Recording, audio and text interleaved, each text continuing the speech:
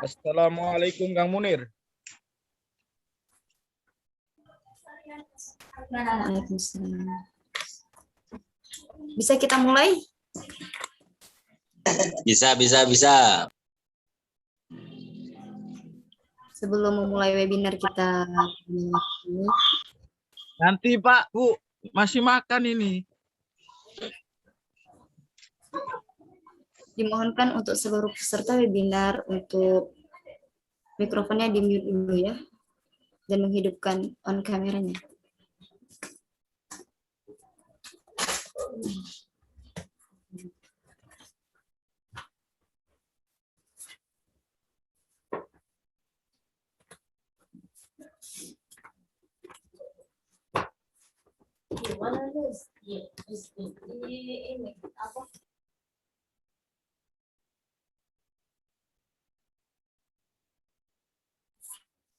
Baiklah, Assalamualaikum warahmatullahi wabarakatuh.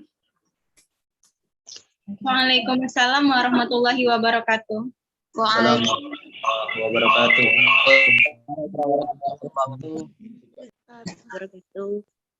Alhamdulillahirabbil alamin. Wassalatu wassalamu ala asrofil anbiya'i wal mursalin wa ala alihi ajma'in. Amma ba'd. Marilah kita panjatkan puji syukur atas kehadiran Allah Subhanahu wa taala. Senantiasa atas rahmat dan ridhonya kita dapat berkumpul walaupun dalam keadaan online mengikuti webinar kita pada malam hari ini yang penuh barokah.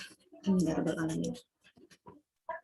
Selawat bertangkakan salam tak lupa juga kita junjungkan kepada Nabi Agung kita Nabi Muhammad Sallallahu Alaihi Wasallam beserta para sahabat, keluarga dan pengikutnya hingga akhir zaman. Amin amin ya rabbal alamin. Yang saya hormati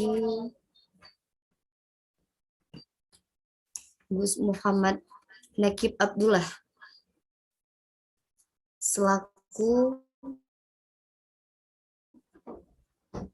Presidium Kholaqoh BEM Pesantren se-Indonesia. Selamat malam Gus.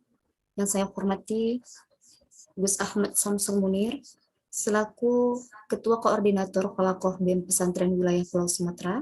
Selamat malam Gus.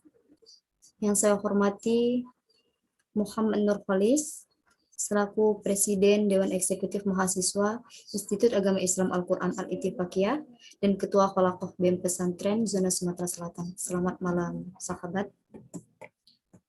Tak lupa yang saya banggakan dan saya cintai seluruh peserta webinar kita pada malam hari ini. Terima kasih saya ucapkan.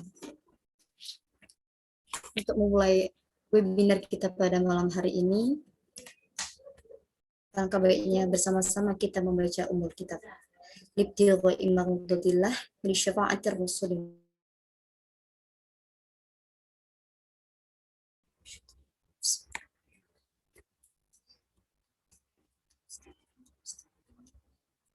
Amin amin ya rabbal alamin.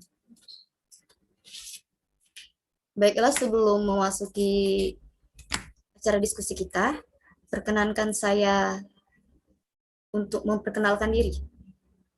Nama saya Dian Media Stuti. Saya mahasiswi semester 5 Pendidikan Agama Islam Al-Quran Al-Ittifaqiyah di Institut Agama Islam Al-Quran Al-Ittifaqiyah semester 5. Salam kenal, sahabat-sahabati semua.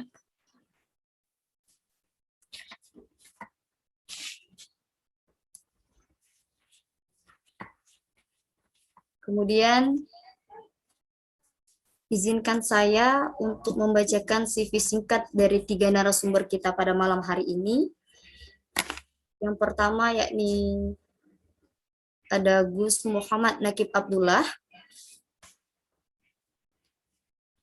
Pendidikan Pesantren At-Tahzib, STAI At-Tahzib 2017 sampai sekarang, MA Ihsaniyat 2014 sampai 2017, MTS Ihsaniyat 2011 sampai 2014, SDN Rejo Agung 2 tahun 2005 sampai 2011. Riwayat organisasi Presidium Nasional Badan Eksekutif Eksekutif Mahasiswa Pesantren se-Indonesia, PII Jombang, Deklarator Komisariat PKPMI At-Tahlib, Koordinator Bidang Penelitian Kajian Strategis Badan Eksekutif Mahasiswa Pesantren se-Indonesia, Menteri Luar Negeri, Badan Eksekutif Mahasiswa STAI At-Tahlib, kemudian anggota BEM STAI At-Tahzib, kemudian sebagai anggota DPM STAI At-Tahzib, Koordinator Olahraga Seni Budaya PC Ibnu Jombang, Ketua PAC Ibnu Ngoro, Ketua Ranting Ibnu Rejo Agung, Wakil Ketua Karang Taruna Desa Rejo Agung, Ketiga OSIS MA Ihsaniat, anggota OSIS MA Ihsaniat, Ketua OSIS MTS Ihsaniat, Wakil Ketua OSIS MTS Ihsaniat. Nomor telepon 0823 3383 3433. Kemudian kita lanjut yang kedua, CV singkat dari narasumber kedua yakni Gus Munir dengan nama Ahmad Samsul Munir, tempat tanggal lahir Bengkulu Utara, tanggal 6 bulan 4 1997, pendidikan SD Negeri 6 Airman Juto, MTS Sido Makmur, MA Rodotul Quran, STKIP Nurul Huda. Riwayat organisasi, Ketua Koordinator Falakoh BEM Pesantren se-Indonesia, Wilayah Pulau Sumatera, Sekretaris BEM STKIP Nurul Huda, Ketua Pengurus Asrama Miftahul Huda, Ketua Rayon PAI PMII Komisariat STKIP Nurul Huda. Kemudian organisasi yang sudah dilewati yakni yang pertama sebagai pengurus pusat pondok pesantren Rodotul Quran, yang kedua ketua OSIS MTS Sido Makmur, yang ketiga ketua OSIS MA Rodotul Quran.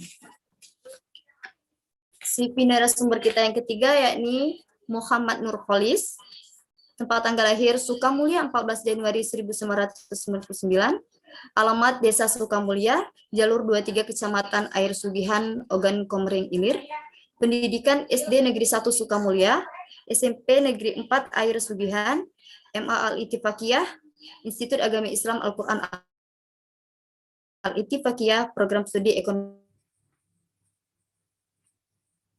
Syariah. Riwayat organisasi, Ketua Rayon Fakultas Ekonomi dan Bisnis Islam, Tahwiyat Sekolah Tinggi Ilmu Al-Quran Al-Ittifaqiyah tahun 2019-2020, Ketua 1 Pengurus Cabang PMII Kabupaten Ogan Ilir 2020-2021, Sekretaris Cabang PMII Ogan Ilir 2021-2022, Ketua GMI Kota Indralaya 2019, Ketua HMPS Ekonomi Syariah tahun 2019 sampai 2020, Ketua Dewan Eksekutif Mahasiswa Institut Agama Islam Al-Quran Al-Ittifaqiyah tahun 2021-2022, Ketua Ranting Pondok Pesantren Al-Ittifaqiyah, Perguruan IKSPI Kerasakti. Media sosial Instagram Nurkholis Ragil, Twitter Pojok Pecundang, WA 0813 7789 0767. Mungkin itu saja CV singkat dari 3 narasumber kita pada webinar malam hari ini. Sebelum memasuki diskusi kita, perkenankan saya untuk membacakan peraturan webinar kita. Yang pertama, peserta diperkenankan memasuki Zoom 10 menit sebelum acara. Yang kedua, peserta wajib menggunakan nama asli. Dan yang ketiga, peserta diharapkan menghidupkan kamera selama webinar berlangsung. Yang keempat, peserta hanya diperkenankan menghidupkan mic jika dipersilahkan oleh moderator maupun pembicara. Yang kelima, peserta diharapkan mendengarkan seksama dan berpartisipasi aktif dalam kegiatan webinar ini. Yang keenam, untuk yang bertanya silakan untuk mengaktifkan raise hand dan memperkenalkan diri. Mungkin itu saja peraturan yang telah kami buat. Kami harap seluruh peserta dapat mengikuti webinar ini dengan aktif, hikmat, dan seksama. Baiklah, untuk mempersingkat waktu, langsung saja. Presiden Jokowi menandatangani Peraturan Presiden Nomor 82 Tahun 2021 tentang pendanaan penyelenggaraan pesantren. Salah satu hal yang diatur dalam Perpres tersebut adalah dana abadi pesantren dan juga dana hibah. Pasal 3, pendanaan penyelenggaraan pesantren dikelola untuk mengembangkan fungsi pendidikan, fungsi dakwah, dan fungsi pemberdayaan masyarakat. Sumber pendanaan penyelenggaraan pesantren diatur pada pasal 4 dan pasal 5. Pasal 4 berbunyi, pendanaan penyelenggaraan pesantren bersumber dari masyarakat, pemerintah pusat, pemerintah daerah, sumber lain yang sah dan tidak mengikat, dan dana abadi pesantren. Pasal 5, dana bisa berupa uang, barang, maupun jasa. Dana abadi pesantren diatur di pasal 23 ayat 1 dan 2. Ayat 1 berbunyi, pemerintah menyediakan dan mengelola dana abadi pesantren yang bersumber dan merupakan bagian dari dana abadi pendidikan sesuai dengan ketentuan peraturan perundang-undangan. Ayat 2, dana abadi pesantren bertujuan untuk menjamin keberlangsungan program pendidikan pesantren bagi penduduk bagi bentuk pertanggungjawaban antar generasi. Dana abadi pesantren merupakan amanat Undang-Undang Nomor 18 Tahun 2019 tentang pesantren, tepat pada pasal 49 ayat 1 dan 2. Langsung saja, untuk mempersingkat waktu, kita langsung ke narasumber pertama. Bagaimana sikap Walakoh BEM Pesantren se-Indonesia terhadap Undang-Undang Kepesantrenan yang sudah disahkan oleh Presiden Indonesia? Kepada Muhammad Nakib Abdullah, waktu dan tempat kami persilakan.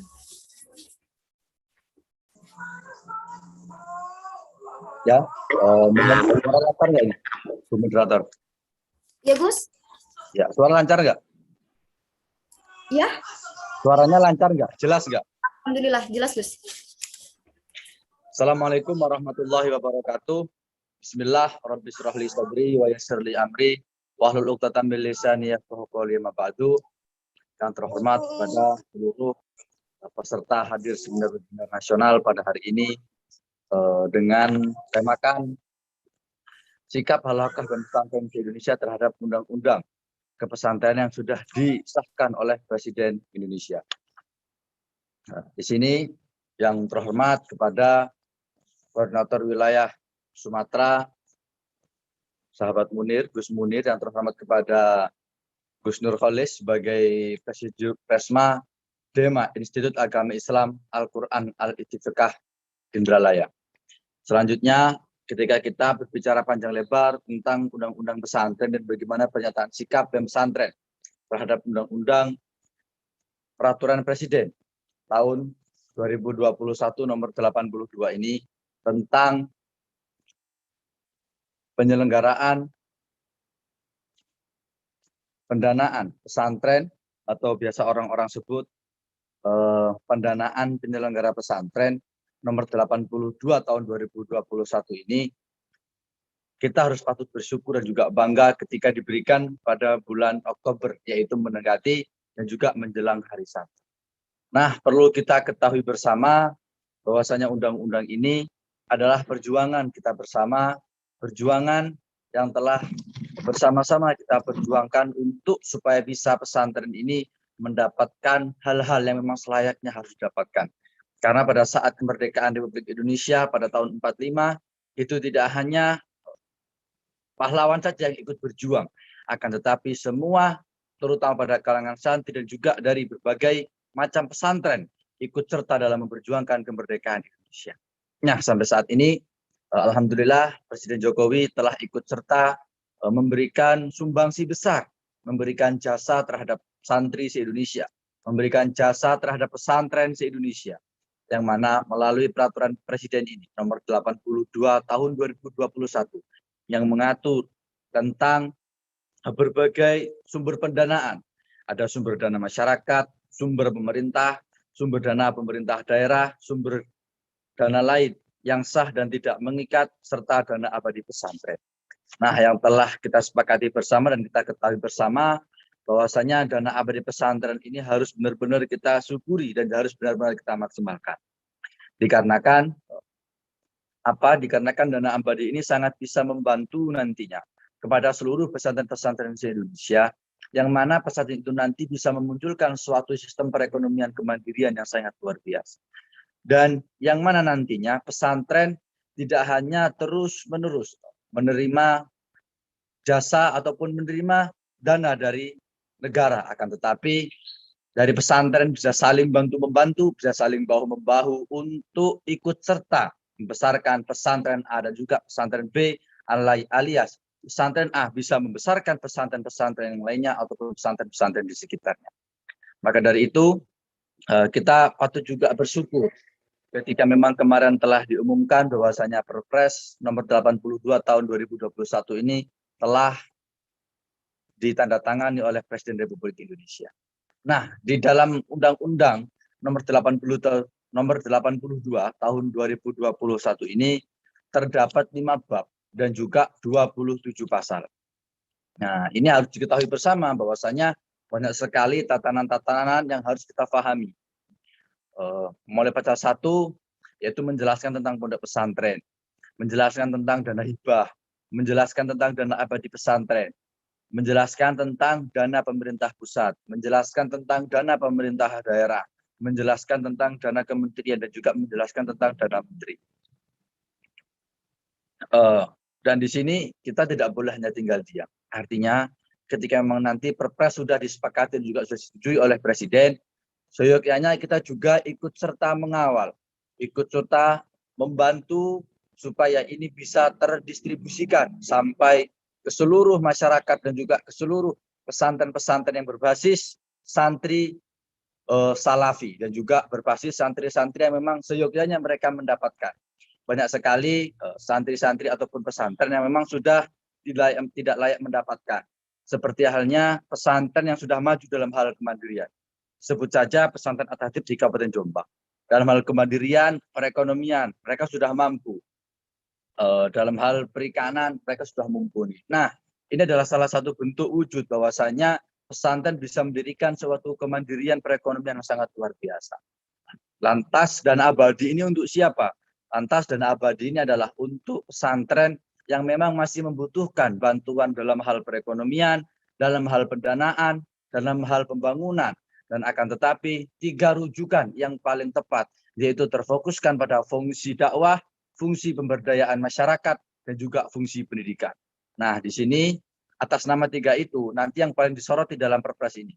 Yang pertama yaitu fungsi pendidikan, yang mana ketika pesantren masih membutuhkan dana dalam hal pendidikan, dalam hal pendanaan, ataupun dalam hal nanti pembangunan, itu bisa nanti diambilkan dari fungsi pendidikan. Yang kedua, fungsi dakwah, yang mana dalam dana fungsi dakwah ini pesantren harus serta bisa memberikan sebuah edukasi terhadap para santrinya, supaya santri bisa mengetahui bagaimana hubbul watun minal iman, bagaimana cara mencintai negeri, bagaimana taat terhadap guru, bagaimana taat terhadap sang kiai, bagaimana taat terhadap orang-orang yang sudah mengajarkan kepada kita, baik itu ilmu formal maupun itu ilmu non formal. Selanjutnya juga ada fungsi pemberdayaan masyarakat. Nah, di sini pemberdayaan masyarakat sebagai pesantren tidak hanya menjadi sumber objek dalam hal pendanaan, akan tetapi pesantren juga harus bisa memberikan kemanfaatan kepada seluruh masyarakat luas, yang nantinya pesantren bisa mengadakan suatu pelatihan, pesantren bisa mengadakan suatu pengalaman-pengalaman baru, yang mana bisa memberikan kemanfaatan kepada masyarakat sekitar, dan juga masyarakat bisa berkontribusi penuh terhadap perkembangan pesantren. Nah, di sini kemandirian pesantren juga disoroti pada Perpres ini, bahwasanya pesantren-pesantren juga harus bisa membangkitkan pesantren. Jika memang pesantren sudah bisa bangkit di atas kakinya sendiri, maka pesantren juga sangat diharapkan untuk bisa membantu pesantren tetangga ataupun pesantren di sekitarnya. Nah, di sini kita juga punya contoh juga, ada pesantren Al-Ittifaq dari Bandung, yang mana pesantren itu memang sudah luar biasa dalam hal perekonomian. Artinya apa? Ketika memang pesantren itu mendapatkan dana dari negara, dana hibah maupun dana abadi pesantren, mungkin itu sudah tidak selayaknya. Sama halnya seperti halnya pesantren At-Tahdib. Dikarenakan apa? Dikarenakan pesantren itu dalam hal setiap bulan ataupun setiap tahun atau setiap momen, itu biasanya membantu memberikan dana kepada pesantren-pesantren sekitar, supaya antara pesantren A, pesantren B, dan juga pesantren C, mereka bisa saling bantu-membahu, bisa saling gotong royong untuk bisa membesarkan dan juga mengangkat sistem kekeluargaan terhadap pesantren-pesantren di daerah untuk saling bersatu, untuk saling menguatkan atas nama pesantren. Nah, ketika memang nanti setiap pesantren sudah kuat, pesantren sudah maju, dan pesantren sudah menjadi objek keilmuan, menjadi objek kepercayaan, dan juga kebanggaan bagi masyarakat sekitar. Di situ adalah letak yang paling tepat bahwasanya pesantren adalah salah satu tempat yang memang dibentuk untuk ikut serta mensukseskan cita-cita kemerdekaan Republik Indonesia, mencerdaskan kehidupan bangsa, dan lain sebagainya.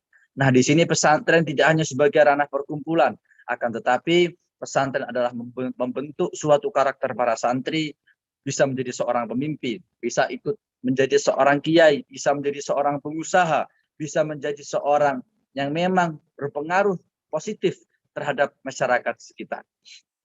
Ketika kita kembali lagi terhadap Perpres 8 pengembangan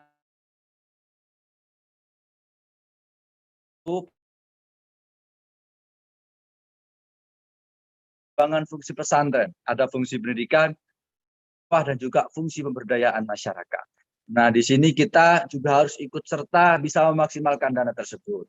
Dan tersebut harus kita maksimalkan sebaik-baiknya, dan tersebut harus bisa kita akumulatif, harus kita akomodir dengan cara semaksimal mungkin. Jangan sampai Presiden telah memberikan kita jalan pintas.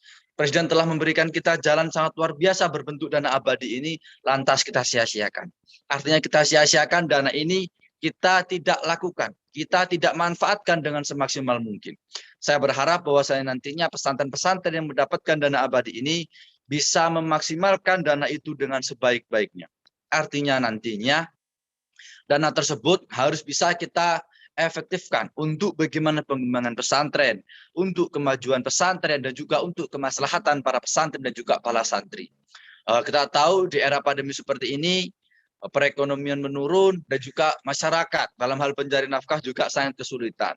Nah, ketika Presiden bisa memberikan dana abadi seperti ini, setidaknya bisa meringankan keberatan para pesantren, bisa membantu para pesantren untuk ikut serta mencerdaskan anak bangsa, mencerdaskan para santri untuk bisa berkontribusi penuh terhadap negara menuju Indonesia maju di tahun 2045. Pada tahun 2045 nanti kita juga akan bertemu dengan Indonesia Emas. Artinya kita juga menyambut dengan yang dinamakan bonus demografi. Apa itu bonus demografi? Bonus demografi adalah usia 16 sampai usia 65 tahun yang memang rentan waktunya mereka bekerja itu lebih banyak daripada usia yang memang tidak usia bekerja. Nah, di sini kita harus menjadi salah satu peran utama atau aktor utama dalam hal mensukseskan anak bangsa dan juga ikut serta aktif dalam hal memperjuangkan pesantren-pesantren untuk bisa menjadi salah satu tempat yang paling nyaman, tempat yang paling aman untuk menjadi keilmuan, untuk menjadi bidang keguruan dalam hal apapun. Pesantren tidak hanya sebagai perkumpulan. Nah, di sini tidak bisa kita itu membentuk suatu pesantren dengan 1-2 patah kata. Artinya kita juga dengan harus gerakan. Kita dengan harus aktivis yang sangat luar biasa. Dan saya yakin dari para anggota BEM Pesantren dan juga keluarga besar Kiai Al-Hidayah Indralaya ini bisa menjadi kontributor nyata nantinya untuk kemajuan bangsa Indonesia. Salah satu tempat kita berproses yaitu di BEM Pesantren se-Indonesia ini. Bahwasanya kita memiliki suatu wadah organisasi BEM Pesantren se-Indonesia ini yang mana adalah kumpulan para santri se-Indonesia untuk bisa ikut serta kita berproses menjalin tali silaturahmi secara nasional supaya nantinya ketika kita sudah di eranya untuk menjadi seorang pemerintah, bisa mengatur bagaimana perjuangan pemerintah ke depan, kita bisa bersatu padu untuk memajukan pesantren-pesantren di seluruh Indonesia. Nah, ketika kita kembali lagi, kita menyoroti pada pasal yang menjelaskan tentang dana abadi. Ketepatan pada pasal 23, dana abadi bab 3. Ada 4 pasal. Yang mana pasal pertama yaitu pemerintah menyediakan dan mengelola dana abadi pesantren yang bersumber dan merupakan bagian dari dana abadi pesantren. Yang kedua, dana abadi pesantren bertujuan untuk menjamin keberlangsungan program pendidikan pesantren bagi generasi berikutnya sebagai bentuk pertanggungjawaban antar generasi. Yang ketiga, pasal ketiga, pasal 23, nomor 3, pemanfaatan dana abadi pesantren. Bagaimana dimaksud ayat 1, dialokasikan berdasarkan prioritas dari hasil pengembangan dana abadi pendidikan. Nomor 4, pasal 23, pemanfaatan dana abadi pesantren digunakan untuk pendidikan pesantren. Nah, di sini kita ketahui bersama bahwasanya dana abadi pesantren ini sangat diutamakan untuk pendidikan pesantren. Kepada Gus Daning harus diketahui bahwasanya cara kita bisa merubah pendidikan, bisa merubah sistem perpolitikan di Indonesia. Kita bisa merubah sistem kepemimpinan di Indonesia, yaitu yang pertama kita harus bisa merubah pendidikan. Ketika kita sudah bisa merubah sistem pendidikan, saya yakin dan saya sangat berharap bisa diisi oleh sekelompok santri-santri alumni dari BEM Pesantren se-Indonesia. Dan nantinya dari para perkumpulan halaqah BEM Pesantren se-Indonesia ini nantinya bisa menjadi tonggak pada setiap kementerian nantinya, dan juga harapan besar kami salah satu dari anggota BEM Pesantren bisa menjadi Presiden Republik Indonesia di yang masa akan datang. Selanjutnya perlu diketahui bersama juga bahwasanya pada Perpres nomor 82 tahun 2021 ini ada 27 pasal dan ada 5 bab. Nah, ini harus kita pelajari dan juga harus kita ketahui bersama. Di sini tidak hanya menjelaskan tentang dana abadi, akan tetapi banyak sekali bentuk-bentuk dana. Ada dana pondok pesantren, ada dana hibah, dana abadi, dana pemerintah pusat, dana pemerintah daerah, dana kementerian, dan juga dana menteri. Dalam sumber-sumber dana itu, pada bab 2 pasal 4, sumber pendanaan ada dari masyarakat bagian A, subbagian B, dana dari pemerintah pusat, subbagian C, ada dana dari pemerintah daerah. Sub pasal 4 yang bagian D, sumber lain yang sah dan tidak mengikat. Serta yang E adalah dana abadi pesantren. Nah, kita ketahui juga saat ini banyak sekali dana-dana yang masuk terhadap pesantren. Dana ini harus kita maksimalkan sebaik mungkin, dan juga saya berharap nantinya bisa mendorong pendidikan-pendidikan di pesantren. Sudah saatnya pesantren saat ini pesantren menuju digital. Pesantren harus bisa peran aktif dalam sosial media. Pesantren juga harus bisa ikut serta mendongkrak perekonomian Indonesia dalam era 4.0 kali ini. Dan saat ini, di musim pandemi saat ini, sudah saatnya pandemi ini kita jadikan sebagai batu loncatan kita untuk ikut serta berperan aktif dalam maksimalkan perekonomian secara digital. Kita tahu bahwasanya sebagai santri tidak hanya tinggal diam, tidak hanya mengaji kepada kiai, tidak hanya mengabdi kepada pesantren, juga kepada negeri. Akan tetapi santri dan juga anggota BEM Pesantren Gus Daning bisa memberikan sebuah kontribusi nyata terhadap negara, tidak hanya dalam hal perekonomian dan pendidikan, akan tetapi juga bisa memberikan sebuah gerakan melalui apapun yang bisa kita laksanakan demi menuju cita-cita kemerdekaan Republik Indonesia. Nah, dengan adanya penandatanganan peraturan Presiden nomor 82 ayat 2002 pada tahun 2021 ini, harus kita kawal penuh sampai nantinya dana tersebut sampai kepada pesantren-pesantren yang ada di Indonesia. Karena kita tahu jumlah pesantren di Indonesia ini sangat banyak sekali, dan dana abadi ini diambilkan dari APBN, maka ini nantinya juga sangat tidak bisa disebar ke seluruh Indonesia. Nah, berapa ribu, berapa juta pesantren di Indonesia ini.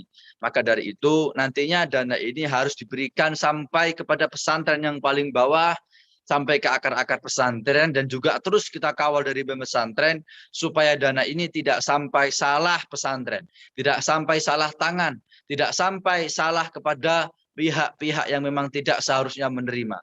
Karena sekarang kita tahu bahwasanya banyak sekali izin operasional pesantren, nama-nama plakat pesantren, akan tapi di situ tidak ada sistem pendidikan sama sekali. Bahkan ada pesantren yang memang sudah tidak ada santrinya. Dikatakan itu adalah pesantren mati. Akan tetapi pesantren itu masih mendapatkan dana hingga saat ini. Nah, jangan sampai dana abadi ini bisa sampai kepada pesantren tersebut. Dan perlu kita ketahui bersama, beberapa pesantren yang sudah tidak memiliki santri sudah dicabut izinnya oleh Kementerian Agama. Maka dari itu, kita sebagai BEM pesantren harus ikut serta bisa mengawal, harus ikut serta bisa membantu bagaimana dana abadi ini bisa sampai ke tangan para pesantren-pesantren dalam keadaan yang normatif. Artinya dana itu masih dalam keadaan baik. Nah, maka dari itu BEM pesantren tidak boleh hanya tinggal diam. Dan kita akan berjuang bersama untuk bisa mendapatkan dana abadi itu sampai pondok yang paling bawah harus kita kawal. Mungkin ini adalah awal dari speaker saya. Nanti kita bisa perpanjang melalui sistem tanya jawab. Terima kasih Mbak Moderator. Ya, terima kasih kepada narasumber kita yang pertama, Gus Najib. Kita lanjut tanggapan kedua dari narasumber kedua kita, yakni Gus Munir. Waktu dan tempat kepada Gus Munir, kami persilakan. Bismillahirrahmanirrahim. Assalamualaikum warahmatullahi wabarakatuh. Waalaikumsalam warahmatullahi wabarakatuh. Alhamdulillahirabbil alamin wa binasta'in wa mutin. Asyhadu an la ilaha illallah wa asyhadu anna Muhammadan abduhu wa rasuluh. Qala Allahu kitabul karim, ayin syakartum la adzanakum wa la in kafartum inna 'adzabi lasyadid. Kepada yang saya hormati, kepada Presidium Nasional Halaqah BEM Pesantren se-Indonesia, Gus Muhammad Nage Abdullah, yang alhamdulillah bisa menjadi pemateri di dalam webinar kali ini. Selanjutnya yang saya hormati kepada Ketua BEM atau DEMA IAIKI Indralaya, yaitu sahabat atau Gus Muhammad Nurholis, terima kasih. Dan kepada semuanya peserta webinar yang insya Allah dirahmati oleh Allah Subhanahu wa Ta'ala. Amin. Puji syukur kehadirat Allah Subhanahu wa Ta'ala, tak lupa kita selalu bersyukur atas nikmat-nikmat yang diberikannya. Sebagaimana tadi dalam Al-Quran sudah dijelaskan, selayaknya manusia itu adalah manusia yang pandai bersyukur. Selanjutnya yaitu sholawat serta salam tak lupa kita hadiahkan kepada baginda Nabi besar Muhammad Sallallahu Alaihi Wasallam. Beliaulah pemuda padang pasir dan beliaulah satu-satunya Nabi dan Rasul yang telah memperjuangkan umatnya sampai di yaumul akhir kelak. Semoga kita mendapat syafaatnya dan diakui umatnya. Amin ya rabbal alamin. Langsung saja di sini untuk menanggapi tentang perundang-undangan yang telah disetujui dan ditandatangani oleh Presiden Bapak Insinyur Joko Widodo. Di sini tadi sudah banyak panjang lebar disampaikan oleh Presidium Nasional BEM Pesantren tadi. Mungkin sudah banyak dan sedikit banyaknya kejelasan-kejelasan yang sudah tertera, yang sudah disebutkan oleh Gus Nakib tadi. Di sini saya ingin sedikit menambahi, yaitu bahwa memang benar, kebenaran santri sebagai pelopor kemerdekaan pada masanya itu adalah tidak bisa dipungkiri lagi. Berbicara dengan masalah perundang-undangan dalam pondok pesantren, yang perlu kita kutip, yang perlu kita garis bawahi, di dalam pendanaan dalam pondok pesantren ini, pondok pesantren memiliki beberapa rukun pondok pesantren yang perlu kita ketahui. Rukun pondok pesantren yaitu salah satunya yaitu adanya kiai, dan yang kedua yaitu adanya santri, yang ketiga adanya asrama, keempat masjid, dan yang kelima adanya kajian kitab kuning. Itu yang dimaksud, yang masuk di dalam undang-undang kepesantrenan tersebut.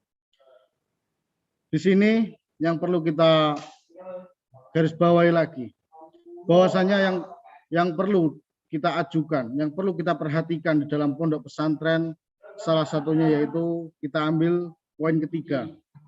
Poin ketiga tadi tentang kelayaan asrama. Jadi kita selaku santri sekaligus mahasiswa yang berada dalam halakoh BEM pesantren ini, seyogyanya, selayaknya, kita selalu tetap mengawal undang-undang kepesantrenan ini sampai kepada titik-titik pesantren yang sekiranya belum layak dalam mendapat kelayaan untuk dihuni para santri. Asrama di sini yang perlu kita sampaikan kepada pemerintah daerah. Tadi sudah disampaikan dari Gus Nakib untuk masalah kepada pemerintah pusat. Di sini saya membahas tentang pemerintah daerah. Kita sebagai mahasiswa, kita sebagai santri, kita sebagai mahasantri. Di sini untuk masalah kelayaan asrama itu adalah poin yang paling penting.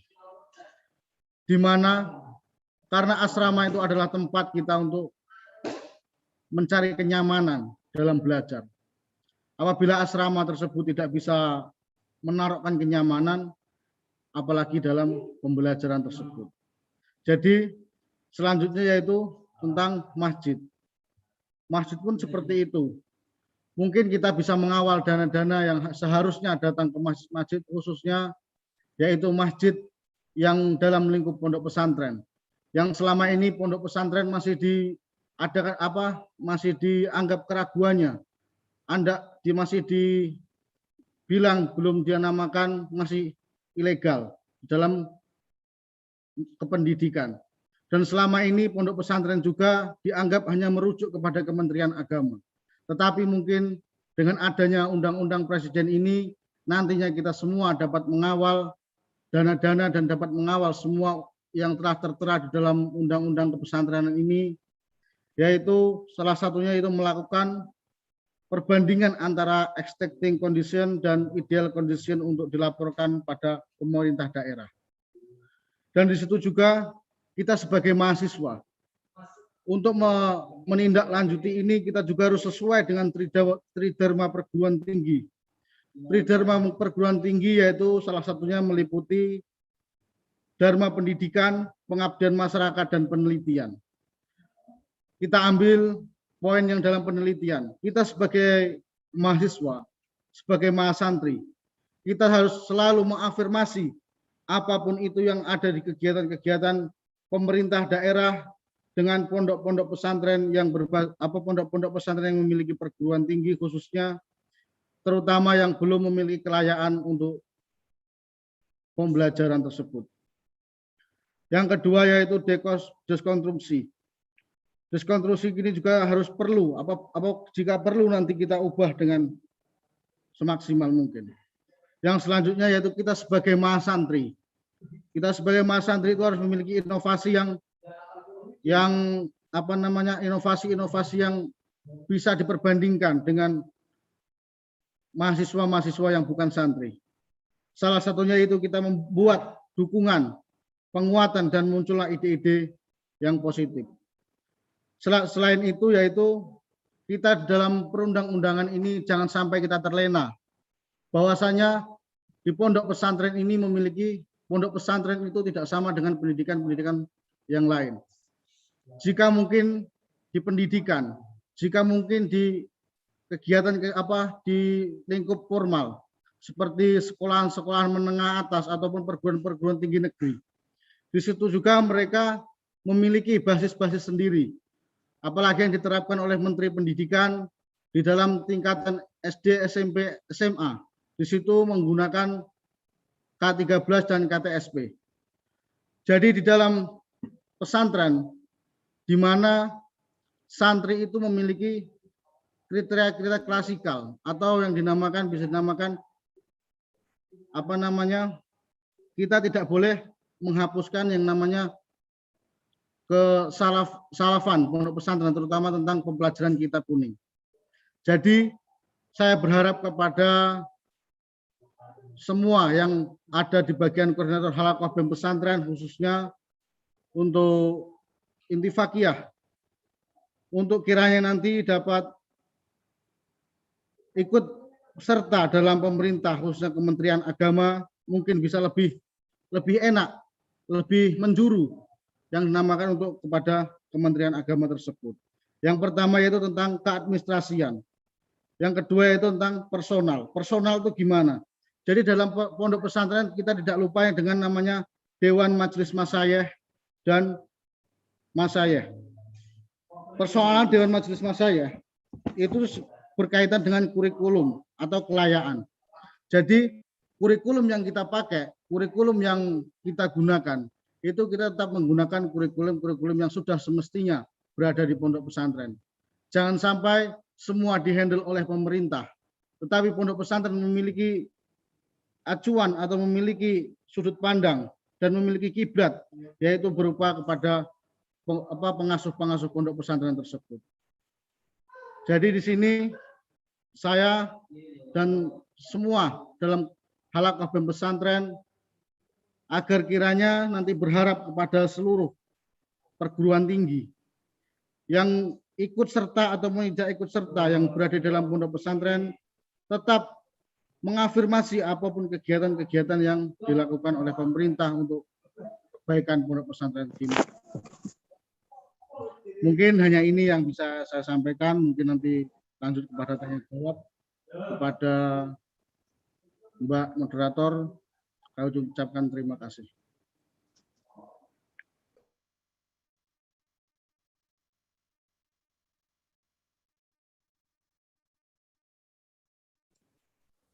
Ya, terima kasih kepada Gus Munir sebagai narasumber kedua. Kita lanjut kepada Muhammad Nurholis selaku narasumber ketiga.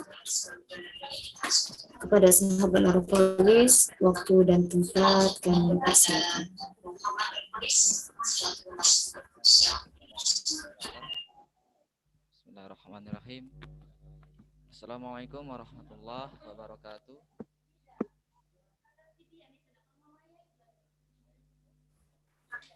Waalaikumsalam. Mungkin suaranya agak dibesarkan lagi.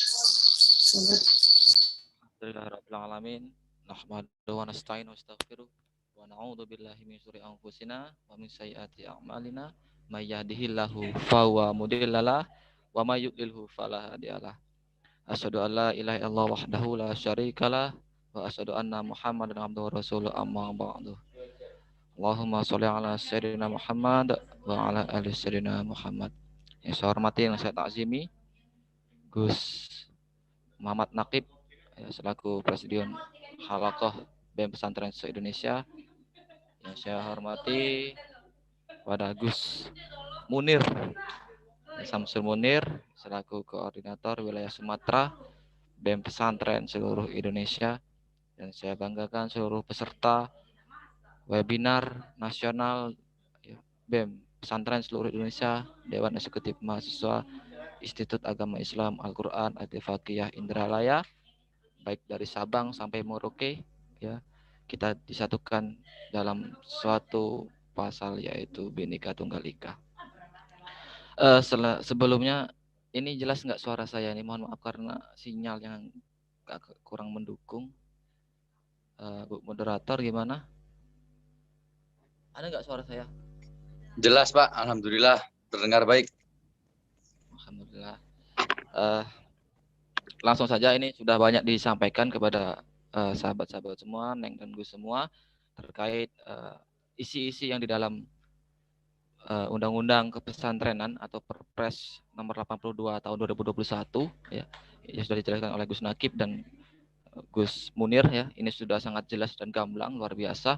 Di sini akan saya presentasikan masalah bagaimana sih kita selaku mahasiswa, tetapi kenapa sih kita masih perlunya pengawalan terhadap Perpres nomor 82 tahun 2021 ini. Ini mungkin sahabat-sahabat semua, Neng dan Gus semua bertanya-tanya terhadap hal semacam ini. Jadi kita adalah selayaknya sebagai mahasiswa selaku kaum intelektual yang benar-benar dianugerahi ya, mencicipi ya ilmu keilmuan di perguruan tinggi yang memang tidak semua pemuda ya bisa merasakan mengikuti di perguruan tinggi itu sendiri, merasakan bangku perkuliahan itu sendiri. Nah, Ning dan Gus sekalian, bahwasanya kita selaku selayaknya ya mahasantri ya, alumni santri, kalau saya bilang alumni santri itu nggak etis ya, nggak ada sebenarnya, karena ketika kita sudah menaubatkan kita sebagai santri, maka selamanya akan kita santri, jadi santri kayak gitu. Nah, santri ini kan semuanya kita takzim terhadap kiai, ini perlu digarisbawahi sahabat-sahabat semua.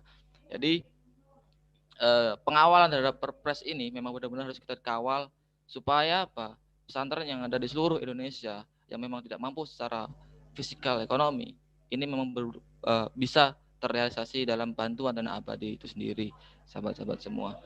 Ini juga ya menyangkut dalam sebuah kewajiban kita selaku mahasiswa, selaku mahasantri pada hakikatnya itu sebagai agent of change dan lain-lain. Ini sudah dijelaskan ya, ini sudah memang benar-benar sudah paham terkait hal-hal semacam ini.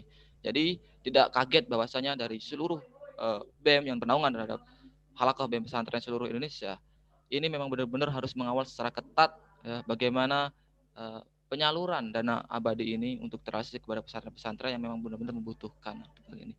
Karena tadi sudah dijelaskan bahwasanya dana abadi ini bisa kita berdayakan untuk pendidikan, dakwah dan pemberdayaan masyarakat. Ya pendidikan ya kita bagaimana di pesantren sistem pendidikannya dan lain-lain, apakah sudah mumpuni terkait kurikulum dan lain-lain ya, terus dakwahnya bagaimana ya, pemberdayaan masyarakatnya ini memang benar-benar dicatat dengan untuk pemberdayaan itu sendiri, sehingga penyaluran terhadap kepesantrenan ya, dari dana hibah itu sendiri bisa, dana abadi itu sendiri maaf, bisa terasi dengan baik.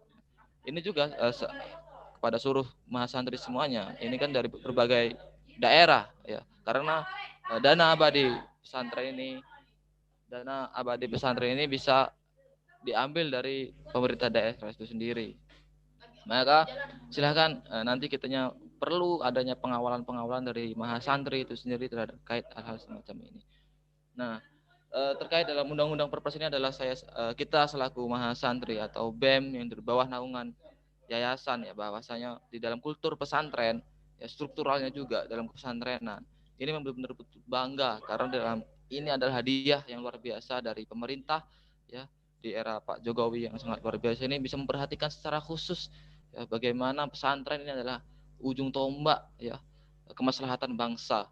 Kenapa pada saat ini bukan hanya ketika kita berbicara masa lalu bahwasanya pesantren memang mempunyai sejarah dan catatan yang luar biasa untuk kemerdekaan Indonesia, ini juga patut direlasikan dalam hal semacam ini. Ini yang perlu kita dorong semuanya, sahabat-sahabat semua, Neng dan Gus sekalian. Karena memang benar ya,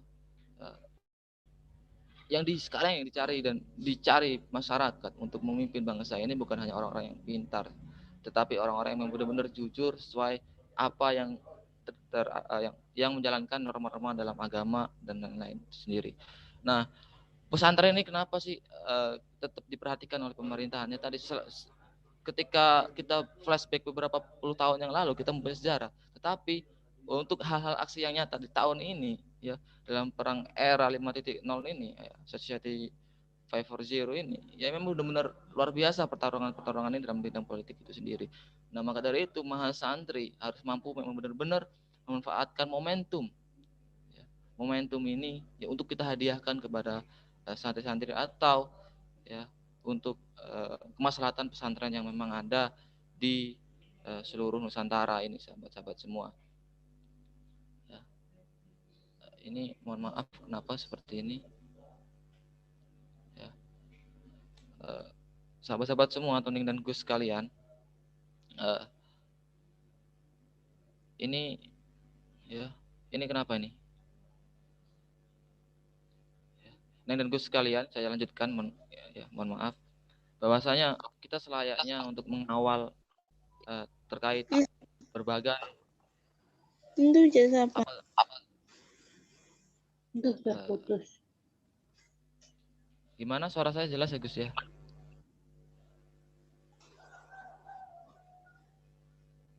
Era. Halo. Apa ya? Cek.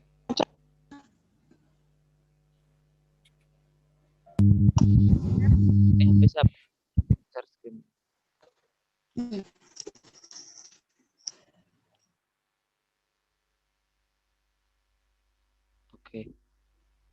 kita lanjutkan ya. Pokoknya ada beberapa poin penting kita selaku mas santri untuk mengawal Perpres ini nomor 82 tahun 2021 itu. Karena ini saya ulangi lagi, ini adalah kado terindah untuk para santri sekalian, untuk kita semua, untuk seluruh pondok pesantren yang ada di Nusantara ini, di Indonesia ini, ya, untuk menyambut ya di Hari Santri 22 Oktober nantinya. Nah, ini adalah berbagai pengawalan kita secara khusus terhadap kaum intelektual itu sendiri, ya, itu memang benar-benar harus kita sumbangsihkan ya, untuk merealisasikan program-program dari pemerintahan yang sudah didukung oleh Pak Jokowi itu sendiri. Itu sahabat-sahabat dan ninggu sekalian. Mungkin ini saja yang dapat saya sampaikan. Ya, kurang lebih saya maaf, kepada Allah saya mohon ampun. Nanti kita lanjut ke sesi diskusi ya, kepada ninggu sekalian. Ya Allah, maaf motorik. Wassalamualaikum warahmatullahi wabarakatuh.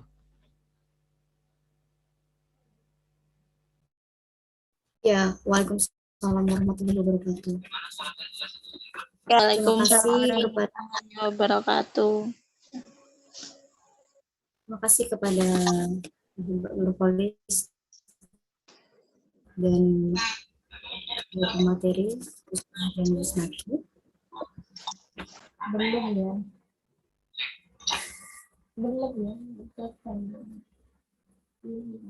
Selanjutnya untuk sesi tanya jawab, untuk sesi diskusi bisa kita mulai. Untuk seluruh peserta, ada yang ingin bertanya atau memberikan tanggapannya? Kami persilakan.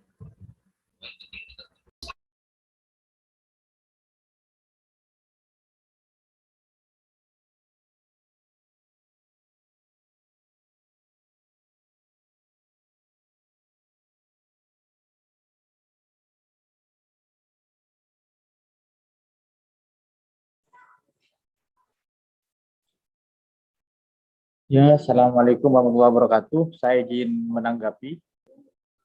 Ya, waalaikumsalam warahmatullahi wabarakatuh. Tolong perkenalkan dirinya dahulu. Ya, saya Raffi Indrianto dari Sekolah Tinggi Muslim Taululung Lumajang. Dalam hal ini, tentunya sebelum saya menanggapi, saya ucapkan selamat malam kepada seluruh peserta webinar pada kesempatan malam hari ini. Namanya kepada Presnakib selaku Presnas BEM Nasional, BEM Pesantren Indonesia, dan kepada kedua pemateri yang tidak bisa saya sebutkan namanya, namun tidak mengurangi rasa hormat saya kepada Anda sekalian.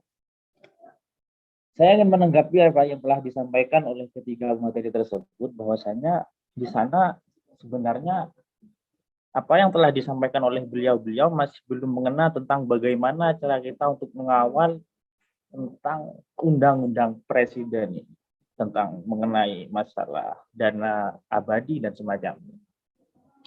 Karena seperti ini, tentunya ketika kita hanya berbicara masalah mengawal dan mengawal, tanpa ada spesifikasi bahasa yang bisa kita jadikan acuan untuk bagaimana kita mengawal dana abadi dan semacamnya tersebut, maka tentunya pesantren-pesantren yang masih belum berada di naungan BEM Pesantren Nasional akan merasakan kesulitan untuk mengawal bagaimana cara mengawal dana pesantren ini. Jadi harapan saya kepada ketiga pemateri tersebut, berikan cara yang spesifikasi mungkin bagaimana cara kita untuk mengawal dana abadi pesantren ini. Seperti itu. Karena saya sendiri butuh sebagai orang pesantren yang mungkin masih belum pernah mau berpengalaman atas hal itu, tentu butuh masukan-masukan dari para pemateri tersebut tentang bagaimana mengawal dana yang telah disahkan oleh peraturan presiden tersebut. Mungkin cukup demikian. Ning moderator Dian Media Stuti.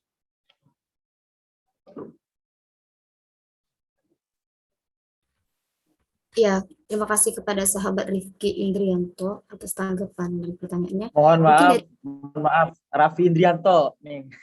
Oh iya. Maaf sahabat. Ya, mungkin dari ketiga narasumber kita ada yang ingin menjawab atau menanggapi? 65. Baik dilihat ya.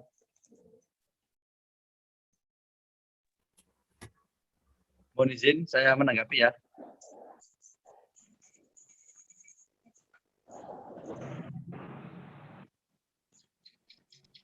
Ya, silakan Gus. Moderator, mohon izin saya menanggapi.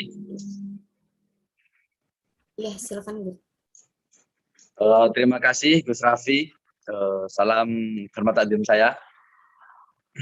Pertanyaan dari Gus Raffi sangat luar biasa. Bagaimana cara kita mengawal sampai ini benar-benar bisa pesantren yang memang selayaknya bisa diterima. Pesantren yang memang layak untuk menerima dana abadi. Ya, terima kasih sebelumnya kepada Pres Raffi yang telah ikut serta bertanya dan berpartisipasi aktif pada webinar ini. Sebetulnya kemarin setelah pesantren membuat statement itu, saya langsung dipanggil oleh beberapa kementerian untuk bagaimana supaya kita ikut serta membagi pesantren-pesantren yang mendapatkan itu memang benar-benar pesantren yang selayaknya mendapat. Nah, itu nanti ada tim verifikasi. Karena hanya ada 3 sampai saat ini itu yang bisa perkantorannya itu sampai ke tingkat kecamatan. Selain TNI Polri, salah satunya yaitu adalah dari Kemenak sampai ke tingkat kecamatan. Biasa orang sebut itu KUA, Kantor Urusan Agama. Nah, di sini harus kita ketahui bersama bahwasanya nanti dana abadi ini tidak hanya ada dan juga tidak hanya berasal dari pemerintah pusat. Jadi kalau memang itu nanti dari pemerintah pusat dan juga dari presiden, dari kementerian, kita bisa mengawal. Akan tetapi jika dari pemerintah daerah, kita tidak bisa mengawal. Karena pemerintah daerah itu nanti mengambilkan dana abadi, itu tergantung bagaimana letak juga APBD yang ada di daerah tersebut. Jika memungkinkan ada, pasti nanti juga akan diberikan. Nah, akan tetapi untuk di daerah pusat dan juga kementerian, kami akan selalu mengusahakan bahwasanya dalam pengawalan ini kita terus komunikasi dengan pihak kementerian supaya nantinya yang menerima dana abadi ini tidak pesantren-pesantren yang memang sudah bisa berdiri di atas kemandirian perekonomian pesantren itu. Nah, maka dari itu beberapa waktu lalu ketika saya di Jakarta, selalu berusaha untuk mengawal bahwasanya jangan sampai dana abadi ini jatuh kepada pesantren yang memang tidak layak untuk mendapatkan dana abadi itu. Artinya, pesantren tersebut sudah bisa berdiri dengan perekonomian pesantren tersebut. Dan itu nanti harus dikawal secara penuh. Jangan sampai ketika ada dana seperti ini, semua pesantren menyatakan sikap pesantren masih kekurangan dana dalam hal pembangunan. Masih kekurangan hal dalam SDM. Nah, ini jangan sampai. Maka dari itu, pesantren juga akan ikut serta mengawal penuh untuk yang berada di pemerintah pusat. Akan tetapi yang untuk di pemerintah daerah, kita serahkan penuh kepada koordinator wilayah setempat. Jadi nanti korwil yang akan mengawal itu semua. Yang di pusat, kita yang mengawal. Seperti itu, Pak Raffi. Terima kasih. Ya, terima kasih Gus Nakib. Bagaimana sahabat Raffi? Seperti ini. Setuju.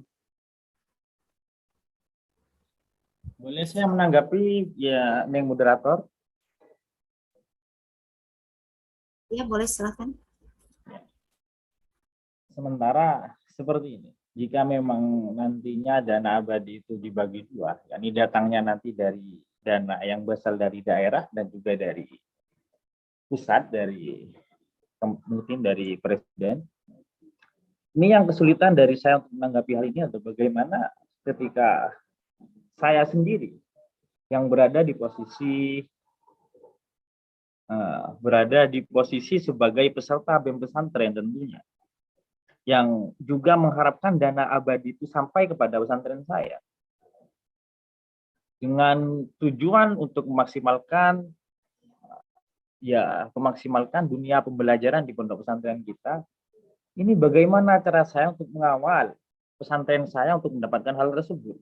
Karena seperti ini, ketika kita hanya menggunakan istilahnya hanya fokus kepada koordinator wilayah masing-masing untuk mengawal masalah ini, tentunya mungkin tidak akan ada pemerataan pembagian dana abadi yang datangnya dari peraturan presiden tersebut.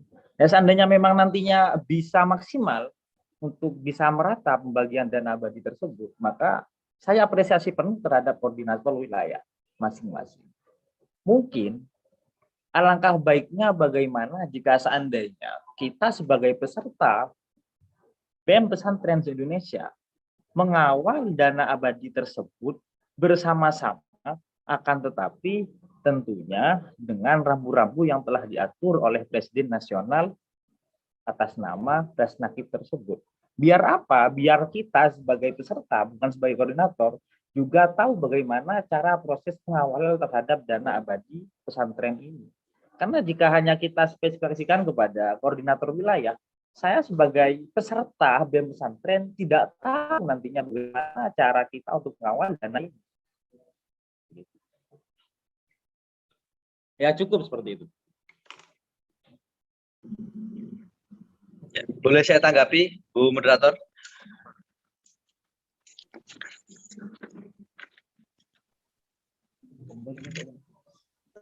Iya, silakan Gus. Ya, jadi gini, Gus Raffi, yang saya maksud untuk masalah pengawalan di daerah dan juga di pusat ini tidak hanya saya dan Korwil saja, akan tetapi kita bergerak secara kolektif. Kita bergerak secara bersama-sama. Akan tetapi nanti masalah komunikasi akan pintu-pintu itu saya lewatkan kepada Korwil.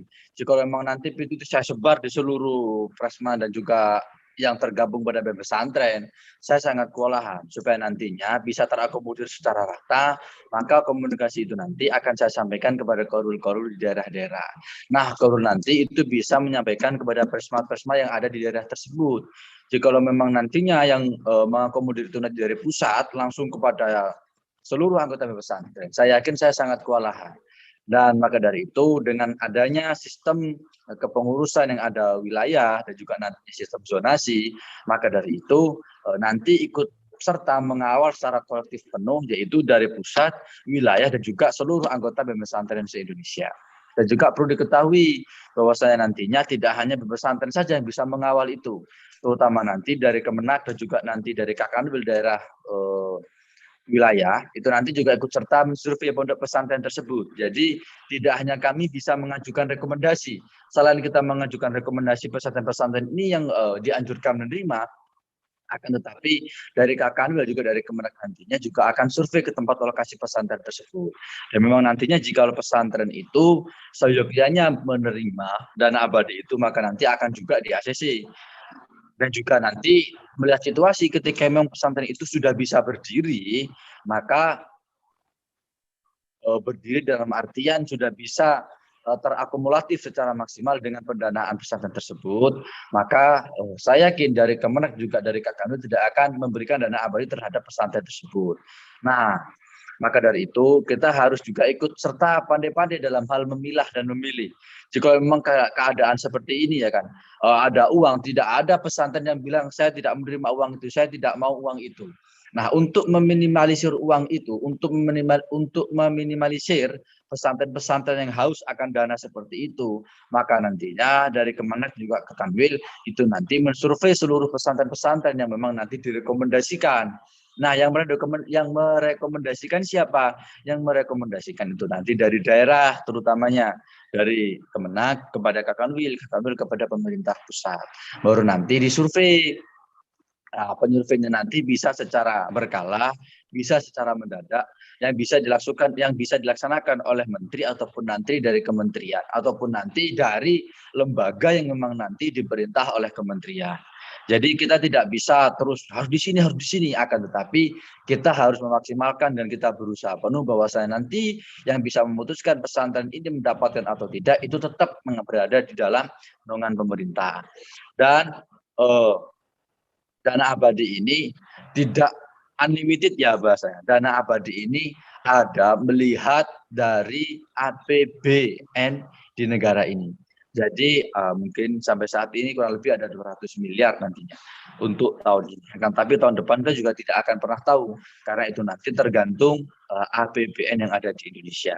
Nah, maka dari itu saya sangat berharap nantinya BEM pesantren yang memang pesantrennya itu nanti layak untuk mendapatkan, saya rekomendasikan untuk mendapatkan. Akan tetapi lagi-lagi saya hanya bisa merekomendasikan.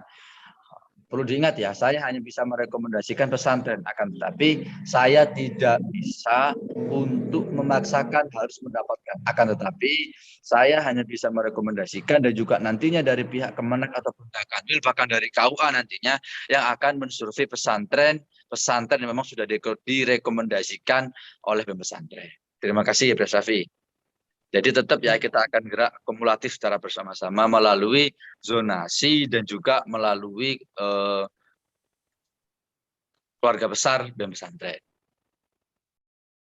Siap-siap ya. Terima kasih kepada Presnas, penjelasan Anda sudah cukup jelas kepada saya. Selanjutnya saya sebagai peserta webinar pada kesempatan malam hari ini izin kundur diri dulu Presnas karena saya ada benturan rapat dengan pesantren. Saya mohon izin kepada Presnas ya, Pak Gus Nakib. Sampai jumpa di kemudian hari. Kepada Ibu Moderator, ya. Siap-siap. Selama tidak berbenturan dengan acara pesantren, saya hadir. Harus hadir, saya tunggu pokoknya. Siap. Ya, ini moderator dan Midas Tuti, mohon maaf apabila ada kesalahan dan terima kasih atas waktunya. Ada akhiran. Assalamualaikum warahmatullahi wabarakatuh. Waalaikumsalam warahmatullahi wabarakatuh. Ya, terima kasih kepada Gus Nakib atas tanggapan dan jawabannya. Mungkin kita lanjutkan untuk tanggapan kedua atau pertanyaan kedua dari peserta. Langsung saja kepada peserta yang ingin bertanya. Izin bertanya, moderator. Ya, silakan. Bismillahirrahmanirrahim. Assalamualaikum warahmatullahi wabarakatuh.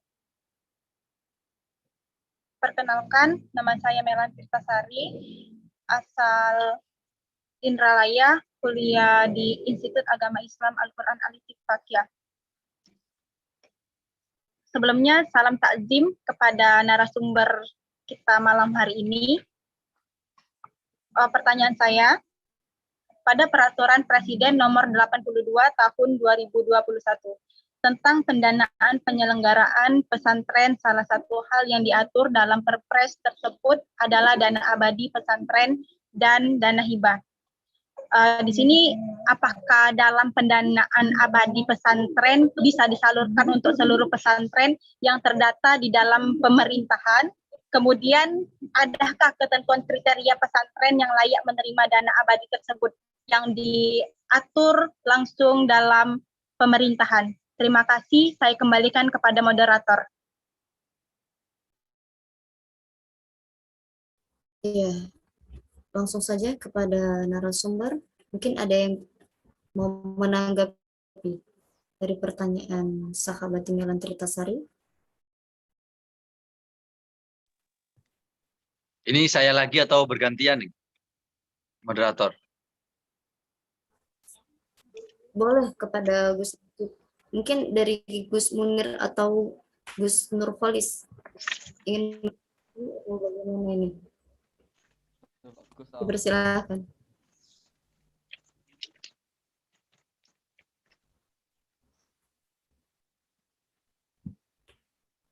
Ya, kepada narasumber. Ya, saya mohon izin menjawab ya, kalau memang dari diskusi dan juga dari Gus nanti nggak bisa, mungkin masih ada kesibukan lain. Jadi pesantren, mohon izin Mbak Neng, pesantren yang menerima dana abadi itu nggak semua pesantren bisa menerima. Akan tetapi yang bisa menerima adalah pesantren yang sudah memiliki IJOP. IJOP itu adalah izin operasional. Jadi kalau memang nanti pesantren Ning dan Gus belum memiliki izin operasional, maka mohon maaf saya tidak bisa merekomendasikan. Akan tetapi jika memang sudah memiliki IJOP, mungkin bisa saya usahakan. Yang pertama itu. Yang kedua, selain memiliki IJOB nantinya, pesantren juga akan disurvei langsung oleh dari pihak pemerintah, terutama bagian bidang Menteri Keagamaan. Nanti mungkin survei ke pesantren untuk melihat keberlangsungan bahwasanya pesantren itu layak tidak untuk mendapatkan dana abadi tersebut. Terima kasih, Neng. Ya, terima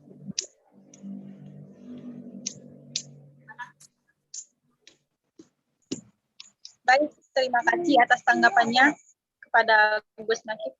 Terima kasih juga kepada moderator telah memberikan kesempatan saya untuk bertanya.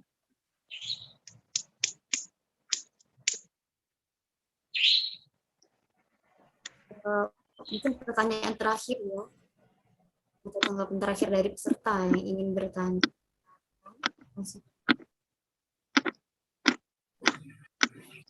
Assalamualaikum warahmatullahi wabarakatuh.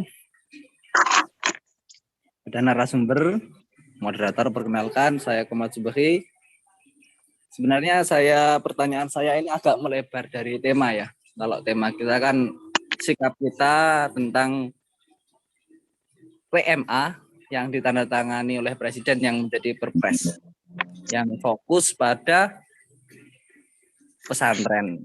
Yang mana sebenarnya di PMA itu ada poin-poin yang lain. Apakah sikap kita sementara ini cukup pada Perpres yang menanggapi tentang aturan pesantren saja, atau tetap mengawal atau merekomendasikan PMA, peraturan Menteri Agama yang telah diluncurkan, poin-poinnya itu agar tetap atau bisa menjadi Perpres seperti Perpres yang sudah terbit oleh Presiden pada tanggal kemarin, seperti itu. Terima kasih.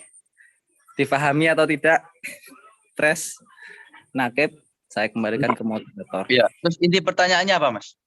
Pres. Sikap kita itu apakah kedepannya, apakah kita cukup sampai di sini atau mengawal terus semua poin yang ada di PMA agar ditandatangani oleh Presiden dan menjadi Perpres, bukan PMA lagi, menjadi Perpres seperti Perpres yang sekarang ini, seperti itu. Halo semua, perkenalkan nama saya Rahmat Setio.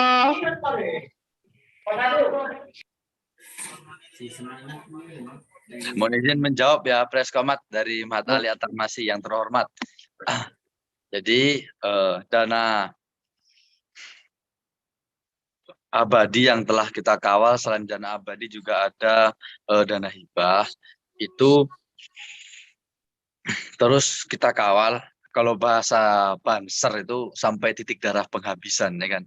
Jadi tidak hanya selesai di sini saja, akan tetapi sampai kapanpun pesantren harus ikut serta mengawal, terutama tidak hanya dalam hal dana abadi, akan tetapi kita selalu ikut serta bagaimana cara kita bisa membantu membalancing negara Indonesia ini, tidak hanya dalam hal dana, akan tetapi juga dalam hal keadilan. Nah, maka dari itu BEM Pesantren hadir di Indonesia ini untuk ikut serta membantu partisipasi dari pemerintah untuk juga ikut membuka rasa responabilitas terhadap para pesantren yang ada di Indonesia. Selain Perpres ini nanti yang kita kawal, kita juga masih menunggu permen. Jadi ada undang-undang, ada juga nanti Perpres, peraturan Presiden, juga nanti ada permen, peraturan menteri. Nah, kita menunggu peraturan menteri ini. Nah, nanti ketika dari peraturan menteri nanti juga sudah ada tanda tangan dan juga sudah ada kejelasan tentang undang-undang pesantren, maka nanti baru kita bisa mengawal secara penuh dari segala lini manapun. Laut, udara, dan juga daratan kita akan kuasai penuh, Pres Komat yang terhormat. Jadi sampai di sini kita akan terus mengawal dan juga kita akan terus ikut serta menjadi mahasiswa yang kritis di bidang kemahasiswaan, terutama di bidang agama, pendidikan, dan juga perekonomian. Terima kasih, Pres Komat.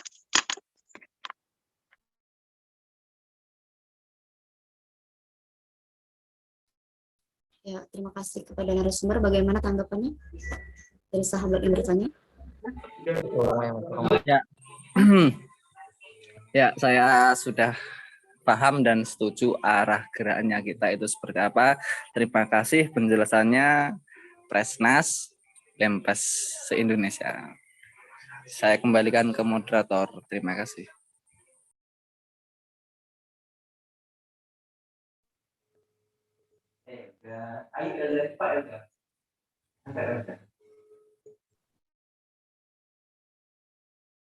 kasih kepada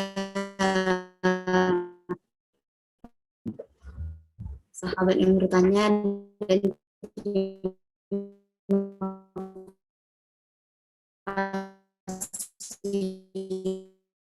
juga saya ucapkan kepada saya ucapkan terima kasih juga kepada seluruh peserta